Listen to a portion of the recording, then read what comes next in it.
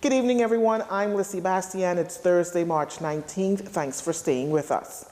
It's predicted that there will be a total economic loss of $1 billion due to the impact of COVID-19 or the coronavirus over the next 4-month period.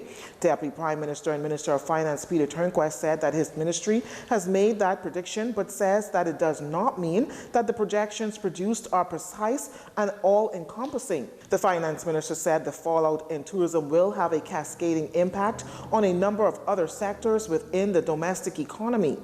While the total economic impact could be as low as $258 million over the next 4 months to June 2020, we are inclined to focus on the higher impact scenario, which assumes 100% loss of cruise visitors and 80% of stopover visitors. In fact, recent developments in the industry would suggest a tilting of the possible actual outcome to this extreme scenario, which could result in a total economic loss, including additional public sector spending requirements of as much as $1 billion. Of this total, a dominant $832 million decline is projected for lost tourism-related expenditure as a result of reduced visitor count.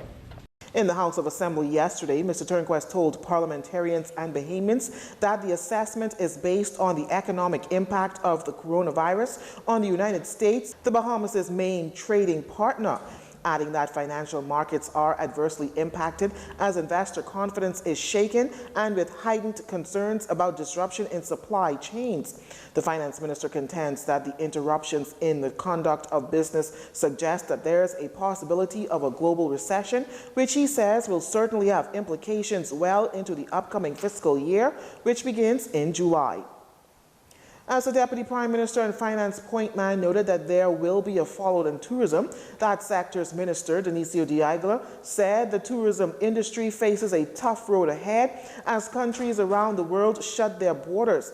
Mr. Diagla admitted that his contribution in the House of Assembly yesterday was the most painful that he has had to give, and that's after recently celebrating the rebounds of tourism since the devastating impact of Hurricane Dorian on northern Bahamas last September. Mr. Diagla said the economic calamity facing the country exceeds that of Hurricane Dorian.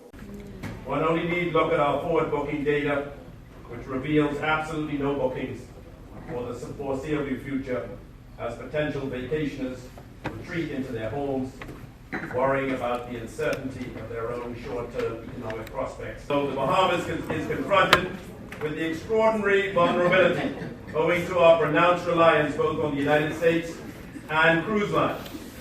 Indeed, the member for Kalani has highlighted that some 82% of stopover visitors hail from a country which is slowly closing itself off to the world, while 75% of our foreign visitor arrivals depends on a cruise industry which has entirely ceased operations. The tourism minister said the Bahamas was once praised as the safest place away from COVID-19 virus, but that all changed within a week as the impact of the global outbreak is now threatening to disrupt the country's strongest economy. The simple yet inconceivable reality we all need to grasp is that there will be no tourists. And the U.S. rolled out its new travel restrictions, and this led to a mass exodus of foreign visitors wishing to return home to avoid being locked out by any sudden change in travel rules to the Bahamas. In fact, when asked by reporters yesterday whether Americans should continue to travel to the Caribbean and Mexico, President Donald Trump strongly advised his citizens to stay at home in their house until further notice. I predict that on the back of such announcements, hotel occupancies will rapidly trend down as the travel bans, airport closures, and border shutdowns become the new norm. But Mr. Diagla says he remains optimistic. Although the situation will get worse over the next 2 to 3 months, he believes the tourism product of the Bahamas is resilient and will bounce back. The number of cases of COVID-19 here in the capital can see an increase in the near future. With 3 confirmed cases in country and 30 contacts of the first COVID-19 positive patient confirmed, Bahamians can expect an increase in the number of cases. Health Minister Dr. Dwayne Sands says the Bahamas is now a part of the COVID-19 pandemic. Dr. Sands says the ministry is preparing for more, and health officials confirmed that the Ministry of Health has stimulated its plan to lessen the spread of COVID-19. Community participation will be critical if we're to change the epidemiologic pattern of cases here in the Bahamas. We can expect an increasing number of cases within the coming days, and we are preparing for that eventuality as and when it occurs. However, it does not need to happen in the manner that our neighbors in other countries have experienced.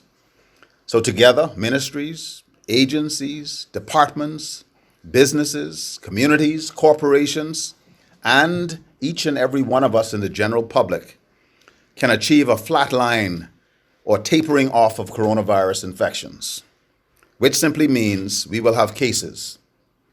The Ministry of Health is following international best practices for testing, and those individuals who are COVID-19 suspected or had close contact with a case will be tested.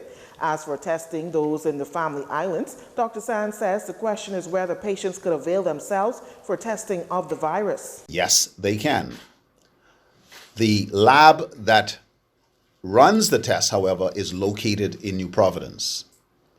But on every island, in every community, there are individuals who are trained and prepared to evaluate, to assess patients who may be concerned that they have symptoms suggestive of or been exposed to somebody. They can be seen on every island, in every community. Specimens will be taken from them. They are then flown to New Providence, not the patient, the specimen. And the specimen is then examined and the test run. Now, the characteristics of coronavirus have changed significantly since it was first diagnosed in Wuhan City in Hubei province in China. Dr. Sands could not give a clear timeline as to how long the virus would linger in the Bahamas, but Dr. Pearl McMillan, Chief Medical Officer, had this to say. Well, I can't give you a concrete time. Now, we have the opportunity to influence that by the measures we're putting in now. The more transmission you get, the harder it is for you to actually get a grip, or to actually get us back to the point of normal. But the measures we are putting in place, asking you to stay away from the movies, stay away from church, stay away from gatherings, and particularly if you're having symptoms, isolate yourself. That decreases the likelihood of transmission. Dr. McMillan added that health officials have to protect the economy, the people, and maintain a balance. She said she is hopeful that once the ministry gets Bahamians to do the things health officers are asking them to do, the country will be in a better place as it relates to trying to get beyond what we're dealing with now.